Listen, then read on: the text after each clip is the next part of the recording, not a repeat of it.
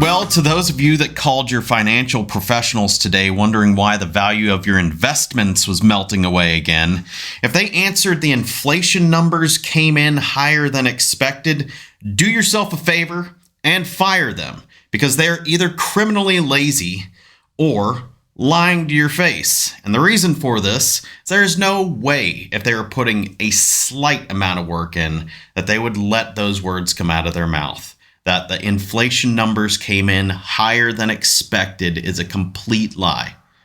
Get rid of them. A total lie. How could they even think that? And it's funny. Aaron and I were laughing before the show, just thinking to ourselves, are you guys telling us anything useful? And then it's 8.3%, higher than expected, quote, than the 8.1%. And you really want to know, but you don't want to know, because I'm sure it's a bureaucratic statistical nightmare where they come up with these numbers, right? Because you say, well, fuel and food and other staples, napkins, etc., stuff that you buy regularly are up way more than that, way like hundreds, like 100% or more. So you just think, like, your financial guy, if he told you, like, oh, this is higher than expected, yeah. I mean, what world are they living in? Must not be ours. No. I mean, like I said, they're either criminally lazy or they're lying to you. There really isn't too many options for them that are good. I mean, could you think of a good reason after watching this market over the last couple months to even come close to saying that, unless you're just parroting what the news outlets are saying right now? Every single one of them are like, oh yeah, the numbers were higher than expected. But this happens every time in these cycles. It happened last, like the last meltdown. All of them did this for the whole, like basically the whole ride down was simply one story after another that was, oh, the inflation numbers are worse than we thought, or this metric, that, you name it. Like, it was always, man, this is, which actually reminds me, if you keep on hearing people say this, that, and the other metric was something they didn't believe was going to happen, at what point do you stop watching them? I mean, literally the whole ride down last meltdown, it was like this we didn't even come close to seeing this was, or believing this was going to happen. And it's like, this is your profession. Why not? Yeah, well, yeah, and sadly, I mean, having been a trained finance guy myself, I mean, I don't know, if you work for one of these major firms or a company, your job is basically to solicit business, and basically you're almost more like a life coach and helping people deal with their emotions, because typically there's a portfolio manager behind the scenes and all these other people that are doing the numbers, but the talking heads or the people speaking with clients usually aren't the one. You're more like the in-between guy that's supposed to help the people feel better about losing a lot of money, or help them feel like they're confident that they will make money. So I'm not sure, Aaron. I mean, I don't think most of these guys don't. If you ask them to do a market analysis or, read some of the investment documents or understand the books and the quick ratio and all these analytical things, or even like what we're saying here, but here it doesn't even take a genius. Well, then, like, go to the gas pump, go to the grocery store, go to the feed shop, go to the Dollar Tree. I don't know if you guys have a Dollar Tree where you're at. Dollar Tree now has products that are $1.60, so 60% inflation at the Dollar Tree, right? So I mean, it doesn't take a genius to know that it was going to be higher than expected, of course, because everything is way up more than just 8.1%. I mean, come on. No, it's definitely pretty crazy. And I suppose at that point, perhaps you don't do something as drastic as firing them directly. Although, what do you do? Because essentially what you have there then is your own personal equivalent of a news anchor. You just have a financial advisor in front of you who's parroting whatever the higher ups or whatever, whoever's controlling this information dissemination is choosing a narrative that's clearly a lie, and they're your personal news anchors that are parroting the lie to you. So, I mean, Well, you know that. I mean, if they're smart enough to realize it, then yeah, they're gonna do some of their own things. They're gonna educate themselves to be able to do their own investments. Maybe they'll play in the crypto market too, because a lot of opportunity there. Even though it's getting melted down right now, but actually it's starting to bounce. I'm not sure what happened there, but anyhow, The dead cat, the dead cat bounce. It's probably a dead cat bounce. Yeah, I would guess it's not going to stay that way. But that's your Aaron. I mean, like it all comes down to that individual. I mean, do they want to educate themselves, or they want someone else to at least make them believe that they're in good hands, when really they're basically a life coach. And believe, and I, by the way, I did used to have an investment advisor license, so, and I did do that for a time, so I do kind of understand this pretty well. You as an investment advisor, and maybe I'm putting you on the hot seat right now. What would you have done in this particular case if the market was falling in the way it was, and you knew that the news you're watching was complete BS? Would you sit there? Well, I wrote a letter to, and again, not that I was working as an advisor at the time, but I wrote a letter to people that are interested in my financial analysis back then, and I just said, hey, this was let's see, what is it? May 2021. So this is probably July. Sorry, it's May 2022. In July 2021, I wrote a letter and just said, hey, I don't know when it's going to happen, but every economic indicator right now is dismal. There's nothing here that says these markets should be going up. And eventually the market's going to correct with the economy, because all the economic indicators are bad. And I just listed what they were at the time. So what I did is I told those people to go, they're called inverse funds. I showed them, like, hey, this is an inverse fund, that's an inverse fund. Like, go buy all this stuff that makes money when the market tanks. And again, I could have been wrong, and it took a long time for it to show. But, it was less than a year, and that's not too bad in terms of timing. But, yeah, I mean, like, at the beginning end of the day, you just would want to have that hedge in your portfolio that lets you make money when the market tanks. Yeah. And that's what I told people to do, and I did call this almost a year ago now. And, it didn't make any sense. All the economic indicators were abysmal, but for some reason the stock market kept going up all through 2021. Didn't make any sense to me. So, but I mean, like, back to the original question, though. Would you let the words come out of your mouth that this was unexpected to somebody who was looking to you for advice? Like, no, I would say this is what I expect to happen, is the market's going to tank. And that's what I did say. And at that point, you worked for another firm, or you were actually operating? This is just, I was working for myself and just helping people personally. Gotcha. Well, I guess that's kind of a different thing there, too. Like, your owner-operator puts you in a slightly different position than, essentially hiring somebody that you plan on giving a sheet to read off. So yeah, exactly. Yeah, because I'm a different class. Yeah, if you're kind of doing your own gig and you're the whole shebang, then yeah, you're going to have to be able to handle, the analysis. I guess you could lie to him still, though. You could go ahead and just do the same thing on a different level. I'm sure a lot of people do. That's not who I am. I like to analyze things, but I mean, that's just, I'm sure a lot of people do. So on a interesting note, did you guys see that Elon Musk says that he is going to reverse the ban on Donald Trump? Oh, yeah. Yeah, I did see that. I'm sorry. He said, well, listen to this. This is what he said exactly. The meltdowns he said he would reverse it. Yeah. And then he adds this. He says, the ban was morally wrong. Wow. Mm-hmm. Not speaking the left language here, because remember, morality doesn't exist with lefties. It's whatever they make it, right? So yeah. But Elon Musk says it's morally wrong, foolish in the extreme, and flat out stupid. You got to love it whenever the insults are just that plain. Yeah. And then Jack Dorsey, interestingly, which I guess he's got no skin in the game now, so who cares what he thinks. But he says he agrees with Elon.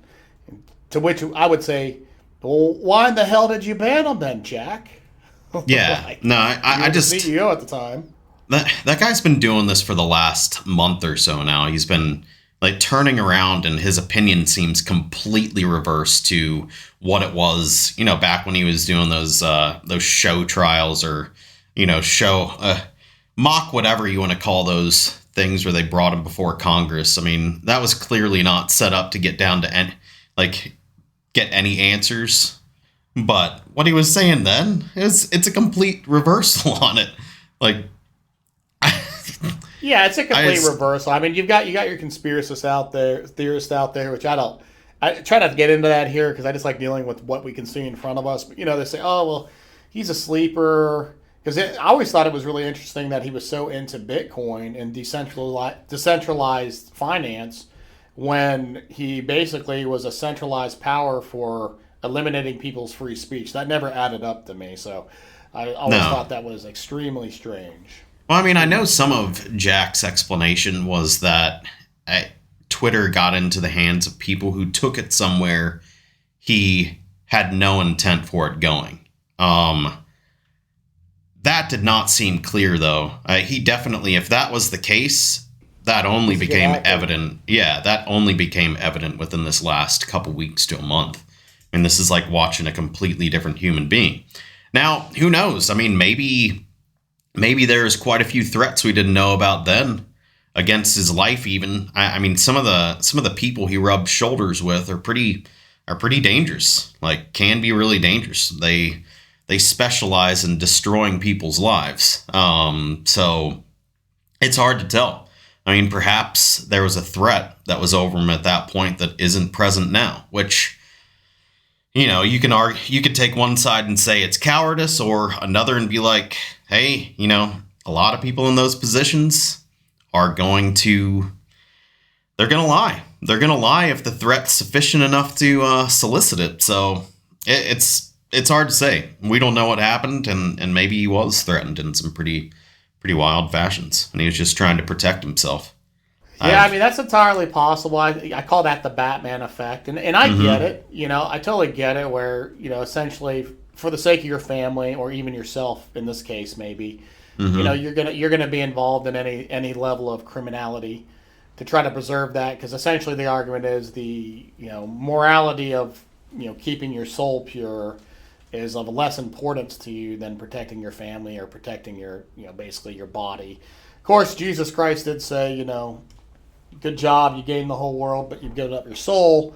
So there can be consequences for that in the grand scheme of things, evidently. So maybe not a cool choice, but I get it. I could see myself becoming, some sort of crazy idiot, loon, criminal, or whatever if my family were put at risk. I could see that happening. I'm not saying I would be proud of it, or that would be right, but I think the thing that makes it extra tough for people that are in the public sphere like Jack is the fact that most of the people underneath, right, the users of Twitter, they're, for the most part, they're just fanboys. They don't give, most of them do not care about the people involved in those decisions. And say Jack decided to do the right thing. Where's the support going to come from? Are the people going to back him, support him? I mean, that's a hard thing to guesstimate or depend on these days, because you can have one bad opinion or say one bad thing, and the whole lot just flips and goes against you. There's no loyalty. So I mean, that's another scary thing too. It's like, so you decide to do the right thing, then what? Well, yeah, you're going to get ostracized and probably destroyed. I mean, I've experienced that in some minor ways in my own life whenever I was a little bit more edgy than I should have been when I worked in an organization when I was younger. And yeah, you might believe you're doing the right thing. It might be upstanding and right. You might even have a massive audience that thinks that you're right. But at the beginning and end of the day, it's the bureaucracy or those in authority that are going to eat your lunch. Mm-hmm. And your fanboys or your club or whoever thinks you're doing good is probably not coming to your rescue. Only if you're in some sort of old school military platoon or something where all your lives are at risk together. Would that be likely?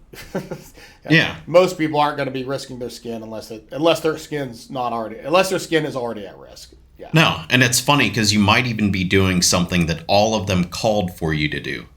And once you did it, it's like, lamb, it's like, whoa, can't touch this. Their stories start changing. It's like, yeah, he was a great guy until, and it's like, yeah, hang him. I hate that part of our society right now. It's one of those that I detest the most. You can tell that most awful. people, like the ones that follow, like Elon Musk, for example, right now, like you've got a lot of people cheering him on. But as soon as that guy, and maybe it's going to be different, as soon as that guy, if he does start getting hit really, really hard and destroyed, and those people melt away and scatter faster than it happens over and over again. And but I guess that doesn't mean that standing up for what's right shouldn't be done.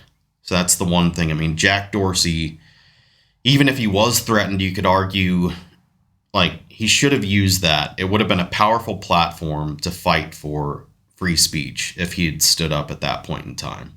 There's a lot of damage that's been done over this last 4 or 5 years that he probably could have helped stop. And this is one of those very interesting scenarios where you say not having much to lose will help you be brave. Again, not to get too scriptural on us, but there's that whole thing where Paul says that if you got a family, basically, you can't really be as much use to the kingdom of God. So it's kind of an interesting thing here with Jack. Probably now that he's not in that position anymore and he's no longer in the spotlight, maybe he is speaking more freely and more truly. Who knows, right? I don't know. I don't know him. I don't trust him. But it's just interesting to see, like you're saying, when you've been moved out of basically, you're no longer a major player of consequence, you could say a lot more without fear of major repercussions. So interesting how that plays out. The other poll on this one too is he could simply not believe that at all and be attempting to weasel himself into certain positions to continue destroying things. Just try to convince somebody like Elon Musk that he is somebody worthy to work with. I would go with the blanket, take pretty much, I would probably take all the workers out, like, of their jobs. Just, eliminate most of the positions and fill them with people that Elon Musk has vetted. And that's one of those things, interestingly enough, with Tesla. He says that, and that's some thousands of workers now, that he interviews each individual himself, which is kind of cool. Impressive. Yeah, that's impressive. Yeah. Well, yeah, I mean, he says Elon says he's firing 1,000, so maybe that'll be enough. I don't know. I guess you could make an argument. It might be based on the degree of their influence. Mm-hmm. So basically, anyone that's involved that isn't working in the computer domain space, maybe you could keep them, because you got to have janitors, you got to have a whole huge amount of blue collar staff to make Twitter run. So maybe you leave all of them alone and you just go remove all the computer people that have been involved in it. I mean, if I were going to do it, that's probably what I would do. I mean, I guess the problem you run into is vetting those that are already there, like trying to establish whether or not they're people you can work with versus just vetting new people or using your own connections. It's like, which one is more efficient? Both take a lot of work, but which one's more efficient? Get your own people or try to suss out who is dross and who is weak? No, it's like you were saying yesterday. It's like renovating a house. Build a new room onto your house or renovate. Build a new room. Yeah. Much easier. Renovation can be exponentially more difficult and costly to do, which is why when you get certain homes that are in such bad condition, just take the thing down. Save yourself some trouble. Destroy that sucker and build it. Well, we might get our chance to, especially given these economic situations. I won't be able to afford anything else. As far as economic updates for today, we have continued to watch the markets melt down, and it's been a very interesting week. Good stuff happening though. I mean, the fight for freedom of speech and any number of different things is still coming along. The possibility of Roe v. Wade being overturned is another. That's still, I guess, chugging along, although I think that is starting to look more and more like something that was just leaked to kind of get a news cycle spun off. I I actually, and this is something I'm kind of curious about your opinion on. I personally believe there wasn't much of an attempt on any of their parts to overturn this, that there was just an opinion that was done up, intentionally leaked in order to get a news cycle going. I personally don't. I don't believe that they ever intended to rule on this at all. It was just. Well, we'll find. Well, yeah, we'll find out. We'll see how correct your prediction is. It certainly is convenient that it has had such a dominating effect in the news cycle, and right when 2000 Mules comes out. And interestingly, even Tucker Carlson, I put this in the Telegram as well, even Tucker Carlson, Dinesh D'Souza was discussing it. He's the producer of that movie. He was discussing the fact that they weren't allowed to mention it.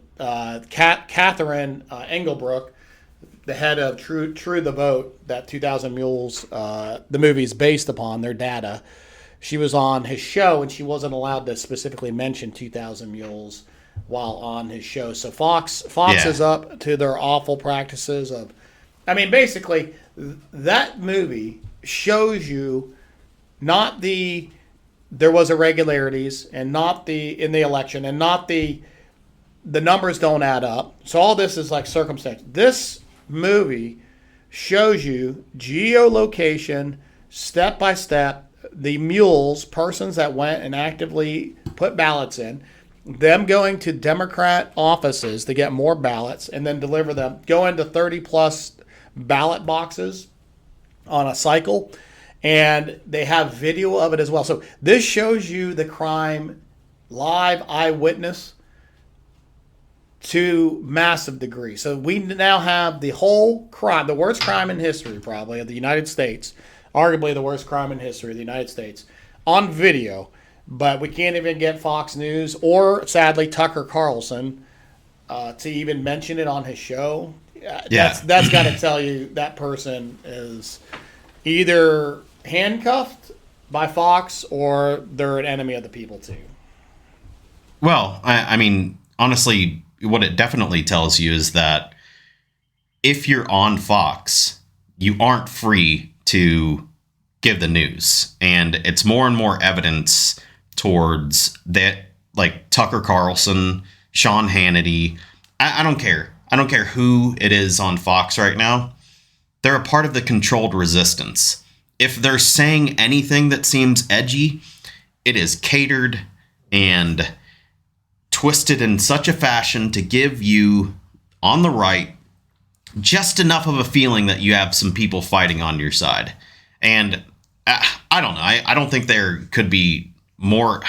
If you take what they did with the election, what they've been doing through any number of different news cycles, reacting to a variety of different things, and then now, like, not even being able to bring that up, keeping Tucker Carlson's mouth completely locked on that one. I'm sure somebody told him to do it, and he complied. So you have, the most edgy, I guess, person on Fox who is more or less controlled resistance too. Yeah, like, you can't be there. Complicit. Yeah, he's complicit. Compromised, maybe. So to make it short, you can't work for Fox unless you tote the line. Unless you, unless tote the line. Yeah, tote the line. That's a good way to put it. Yeah, that's a good way to put it. And I mean, like, to take this a step further, just understand, this makes them, I say, enemy of the people. This also makes them enemy of the truth. So just to go into this just for a second, I won't go too deep into it. I won't make it religious, but at the beginning and end of the day, like, what is truth? And so it's called a correspondence theory of truth. Truth is your words or representations accurately reflect what occurred in reality. Okay, so it's basically, do my words, my representations, however that is, whatever it is, video, whatever it is, writing, doesn't matter, right? Does it match what happened in reality? So 2000 Mules is actual video. So you can actually watch reality in the past by virtue of the video of the crime occurring. So you don't even have to represent it with words. You can actually just watch it, the crime in real time. So that is like a fantastic, like, that's truth. Like, that's the truth of what happened. And so so let's not just say they're an enemy of the people, but they're an enemy of the truth as well. And not in this religious sense, just in this sense that like, we want to know what happened Tell them accurately what occurred in reality, and they won't do it. They will not do it.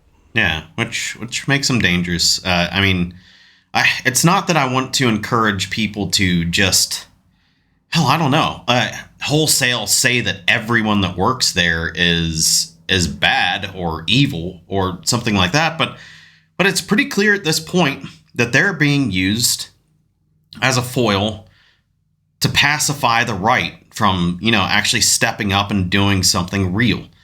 They're there, again, as the controlled resistance, and our reaction to them, quite honestly, I feel like should be the same as our reaction to Disney. I'm tired of them.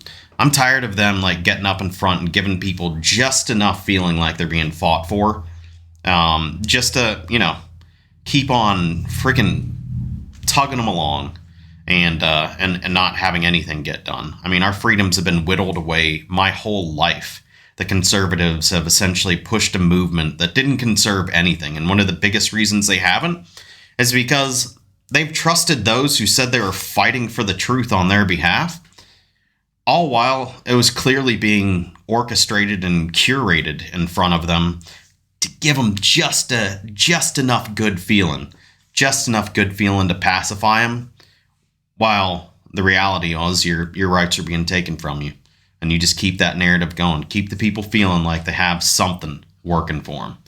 And I don't, It is the frauding. It is. Yeah, I hate it too, because it is the frauding, because you did want to fight. I mean, in the last time that we really had a real fight that I know of, aside from if you're into this Q and QAnon conspiracy stuff and you believe any of that's authentic, maybe you think it's been recently, but I want to say the Tea Party movement, but then it got co-opted. It didn't take long. It really attacked Obama and what Obama was trying to do, and they did a great job. But then it got co-opted, and you saw that it got absorbed into the Republican Party, and then it just got diminished of its real fighting power. And it didn't take long. It only took about a year, because the first year and a half of the Tea Party was real. It was grassroots. It was a true advancement of conservative. Basically trying to take back culture, and then honestly, it's the left tried to fight it, but it was the Republicans that destroyed it, and they destroyed it by co-opting it. Well, and they get roped in by faces and people like Sean Hannity, ones that they keep on persistently believing are out there fighting for them. They keep on getting corralled into believing, oh, this and that politician, man, these are the ones we think are really fighting for you. And sure enough, it's like months later, well, man, this guy just turned out to be, not what we thought he was.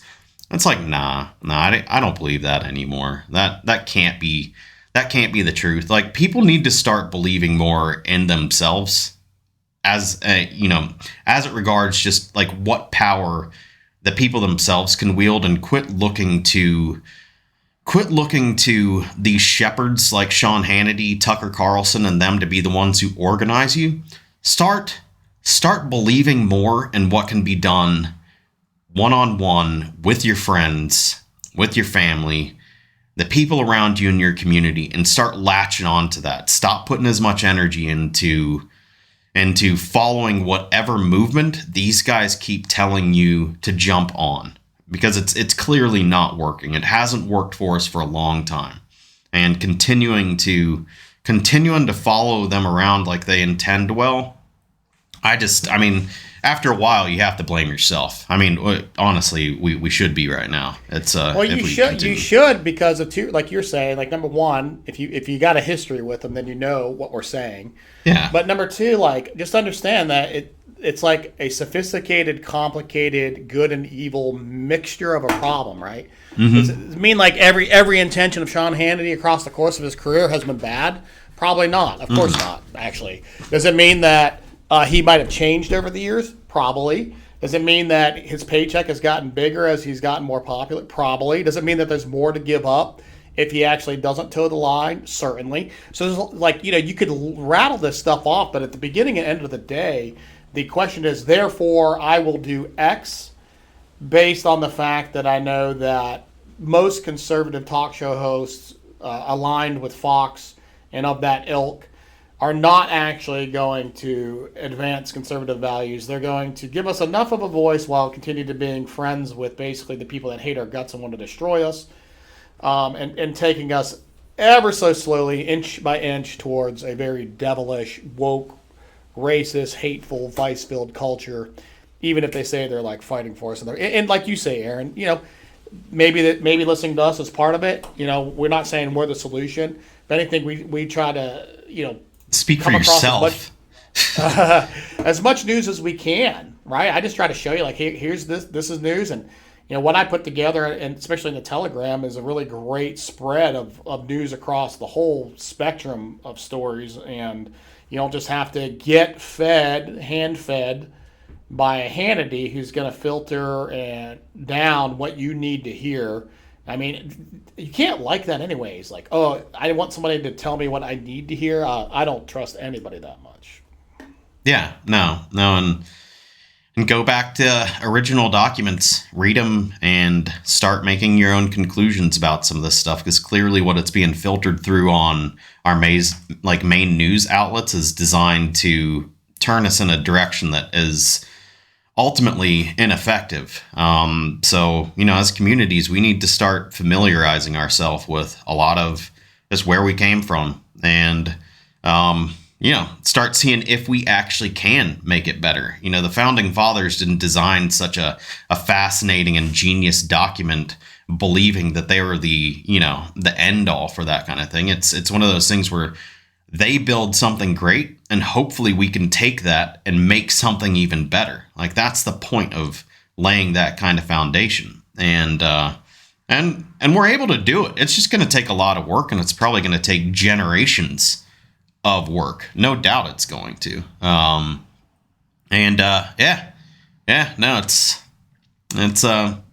It's going to be interesting.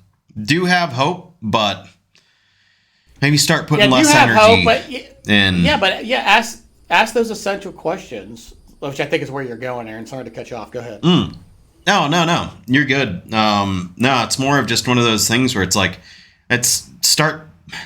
I don't want to go down that like lefty sounding route of believe in yourself, that inner foot, all the different crap that goes along with that. But at the same time, yes, human beings across the board are extremely capable. We're all very capable if we just take the time to get our hands on the right information, the right ideas, and then follow through on creating something, however small that might be. I mean, even something like this, I have no idea what the show's impact is going to have, but in our own little way, it's been, I guess, an attempt to see what happens.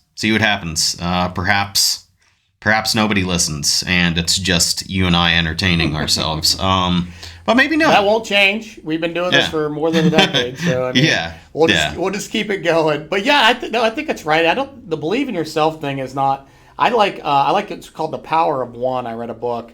Basically, like, I can't affect all the world around me, but I can make decisions for myself based on my I can choose how I feel. I can choose how I react. I can get up and just do it if I want to change my life.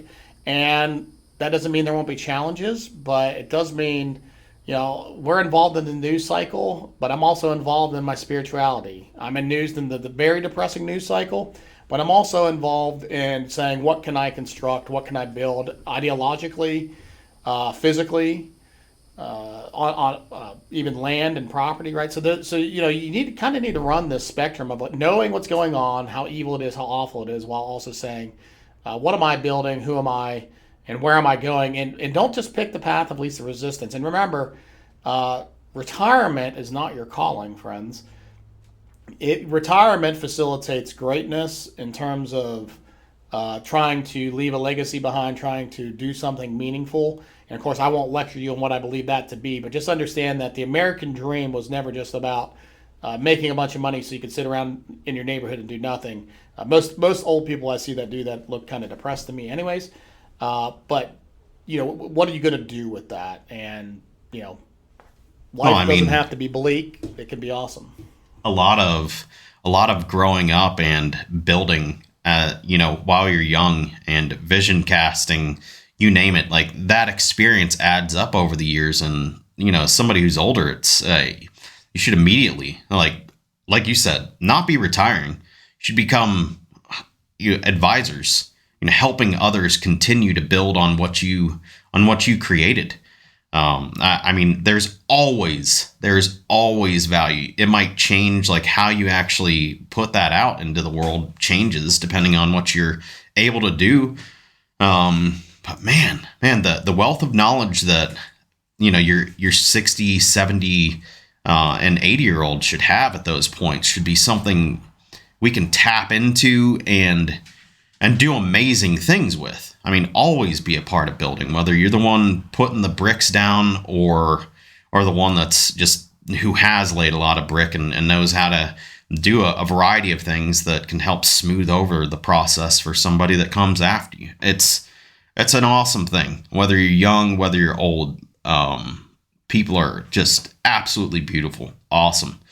Can be. They can also be extremely destructive, but man, the potential there, if we just work together and cut some of the noise out, put more of that energy towards just building what's immediately around us, then yeah, we can affect all kinds of things for the good. And I like what General Flynn says. He says local involvement has national impact, and I think that's important because too often we looking far afield, way out there. I need to fix this. Need to fix. Like no, just start in your household, your family, then build out from there, and you find satisfaction in the work of your hands and in those intimate relationships near to you, because those are the things that on your deathbed you're going to worry about.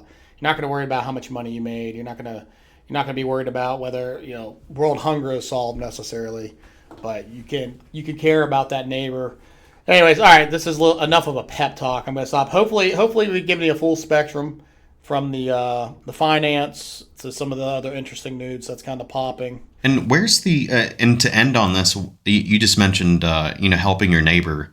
I think one of my favorite verses, and you do a lot better job at actually pinpointing where it is, but it talks about if your neighbor's in need and you have the ability to supply that need, to not let time waste to take care of that need for them. If you have a neighbor that's in need and you have the resources to take care of that, do it. Do it as fast as you can. Like don't just watch as they suffer, and you actually have what it takes to take care of that problem.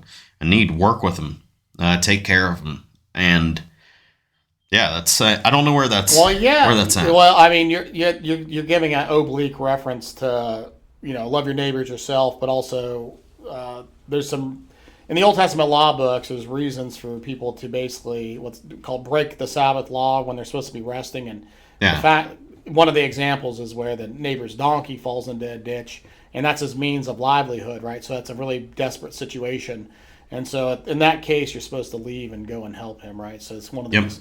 Like, drop everything you're doing, even if there's other moral goods, like keeping this other law, ignore that and go and help this person. Because, that's all we have in life. All right, well, thank you, friends. Thank you for getting on here. Thank you guys for joining us today again. Cheers. Take care.